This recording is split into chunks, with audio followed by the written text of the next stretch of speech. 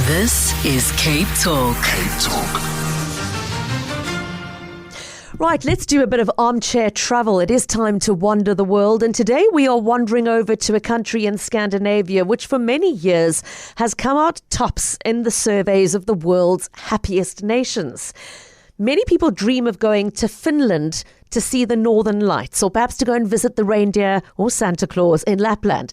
But as our next guest is going to tell us, there is a lot more to discover than all of that, as exciting as those things may be in and of themselves. Thousands of lakes and forests and islands, vibrant cities, some pretty unique food traditions, sauna culture. There are lots of different reasons to make Finland appealing as a holiday destination.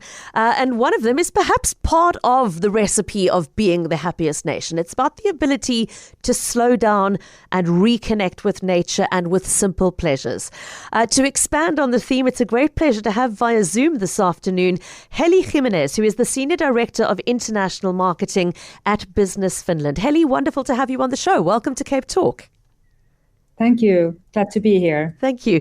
Let's start with this fact that Finland so often tops the list of the so-called happiest countries in the world. I think it's 9 years running, in fact. What do you think is the secret to that? Is there something to do with the way Finnish people embrace life or their attitude towards work-life balance that you think puts them so at the top of the list? Yes, many of those things, Pippa. I think the main reason that we have been 9 years on a row the happiest country in the world relies on our strong social systems and a culture of well-being. Mm-hmm. We call this kind of an infrastructure of happiness, which cornerstone is trust. So we trust our neighbors, we trust institutions, public institutions, governance, media. We are very trustful people, and we feel that this kind of transparent governance and framework of support gives us kind of a infrastructure of happiness, which means that we can all also fail within the framework. So we have a safety nets and a sense of shared responsibility. So that helps people to do what they really want to do with their life. But of course, as you said, the nature, we feel that the nature is, and the closeness to the nature is one of the resources for our happiness. Mm-hmm. and the simple life we are living, and the sauna is being one of the things that really, I think, even when you look medically, it gives you a better health and so on. So it's definitely one of our sources of happiness.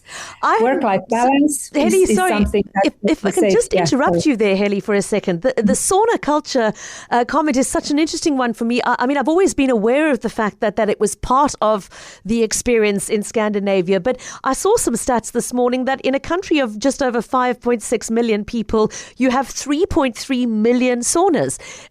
It sounds like it's a really significant part of your sort of shared cultural rituals. We have more saunas than cars in Finland.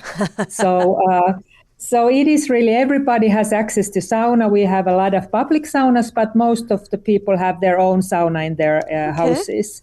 So it is something that every Finn goes to sauna at least once a week, but more go even more weekly. Okay, that's fascinating.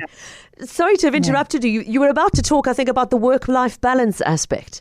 Yes, that is also something that we value a lot, and I think it's really embedded to our society in a way that it's important for everyone that work-life balance is in balance, work and free time, and we do things kind of like parents can do a shorter days at work and so on, so that they will have more time with their children and things like that. So.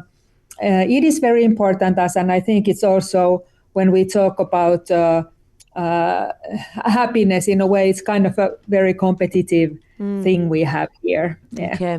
Now, Heli, let's talk a little about the visitor experience for somebody planning a trip to Finland. First thing to mention, South Africans on a South African passport will need a Schengen visa to enter Finland, and you will be spending in euros, I'm afraid. There's no getting away from that. But it's quite easy to get there. Flights departing from both Cape Town and Johannesburg to the capital city of Helsinki, usually via a layover in somewhere like Istanbul or Paris, for example. But you can get there in under 15 hours, for example, if you want to really apply your mind to it. Heli, let's talk about what the visitor is going to find on arrival. Shall we start with your capital city, Helsinki? Is it worth spending time in Helsinki itself before venturing off to places like Lapland and other attractions? I think it's definitely worth to spend time in Helsinki, and I think for the South Africans, it's really good thing that we have a same, more or less, we are living in the same time zone in a way. So it's easy to come, and you don't have to suffer the jet lag or anything. And I think in Helsinki, you can also right away feel that you're very close to the nature. So you don't have to go far away. Nature is always there. Okay. But in Helsinki, you can. It's a quite small city. We have 550,000 people living in Helsinki, so it's not even 1 million people here, and so it's easy. It's easy to walk everywhere. Or we have a very good public transportation. We have a nice architecture to see here, and also just to feel the design and architecture and the city life here, but we are close. We are next to the sea, so it's also very easy to go on island hopping here, and definitely worth to stop. Okay, and lots of islands to hop around. Literally, I think a lot of people perhaps have never really looked that closely at the map to recognize that Finland is a massive archipelago. We're talking thousands of islands, aren't we? Yes, we have, I think, the most islands in the world in a way. So we have it on the whole coast almost. So we have islands here, and it's very accessible from Helsinki, for example, and from the other big city, Turku, also, to have a day trip or just a few hours in the islands and enjoy the nature there. You mentioned Turku, and it's a place I am not at all familiar with, so I hope you're going to tell us a little bit more. I understand it's Finland's oldest city and in fact used to be the country's capital, although it is no more. What is the visitor experience like? Why is it such an important destination? Well, I think that the best way if you are really into the island hopping and see the islands is the archipelago Turku there. It is has most possibilities there. Turku has also very strong architecture, and I think maybe also in both cities we are, quite a lot of putting effort to our cuisine and bringing this to the people. That they can taste what the Finland has to offer. What are some of your specialty dishes? If somebody wants to come and have an authentically Finnish meal, what should they be trying? Well, we have, of course, very pure ingredients here. We are strong with any fish, any kind of fish, but especially smoked fish, smoked salmon, salmon soup, and fish in all kinds of shapes and forms. But also we have rye bread, for example, something very, very local and special, a little bit different in each region. They have their own ways to do it, but really, really tasty and good one. From the meat side, we have game, wild game, and then of course reindeer. If that's your cup of tea, reindeer stew, for example. Okay. But generally, this time of year we'll have a lot of berries, wild berries. Anyone can pick those up. We have mushrooms just coming out. I just came from my summer cottage yesterday, and there was already mushrooms coming. So. Okay, so it's the right time of year. One of our listeners has just written in saying, I must ask you please to talk about salmiakki. Is that one of the regional specialties? That's actually Finnish specialty. It's a candy. It's a black candy that it's like a licorice type of candy, but has a really own special taste. I think most of the people who are not from Finland, they first time when they try it, they think it's awful, but it's kind of addictive. So you just get to use that. It's a very typical Finnish candy. Okay, yes. Thanks for the tip-off, JP. Appreciate it. I would love to hear from anybody listening who's been to Finland. If you'd like to tell us what you experienced or what the highlight was for you, please do pop us a WhatsApp to 072 567 1567. Our guest via Zoom is Heli Jimenez, who is Senior Director of International Marketing at Business Finland. You mentioned the reindeer. Now, going to see living reindeer in Lapland, I know, is one of the things a lot of people will associate with Finland. What else? Lapland is a very unique region with its own cultural uniqueness. Do you want to tell us a little bit more about visiting that part of Finland? Yes, of course. I think Lapland is mostly known for its winter and the snow and reindeers, of course, and then the home of Santa Claus in the Arctic Circle. He's living there. But also the Northern Lights is something that people want to see, and they are, of course, phenomenon. We can see those also in whole Finland, but definitely mostly in the north. Yeah. Actually, you can see Northern Lights also from beginning of, let's say, August, when it's getting a little bit darker. But I just want to tell us a little bit about Lapland also in the summer, because it is very, very beautiful. It's a night. They have a nightless nights there, so the sun doesn't go down at all, and it really means that. So it's a light.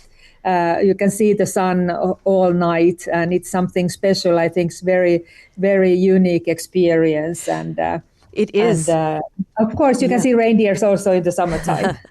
That is, I've had the experience of sleeping out on the ice in Antarctica, opposite side of the world, but with the sun being up all night. And it was the most incredible experience to lie there knowing it's midnight and it's bright sunshine above. Now, before we run out of time, are there any other highlights I haven't asked you about that you would like to flag as reasons to come and visit Finland, whether they are natural sites or historic buildings or national parks you'd like to mention that somebody should definitely consider adding to their itinerary? Well, I think more in Finland, we don't have that many historical buildings and so on, but we are more like a destination of experiences. So when we talk about lakes, we talk about sauna, we talk about forest and nature. Those are all kind of experiences that you can have here.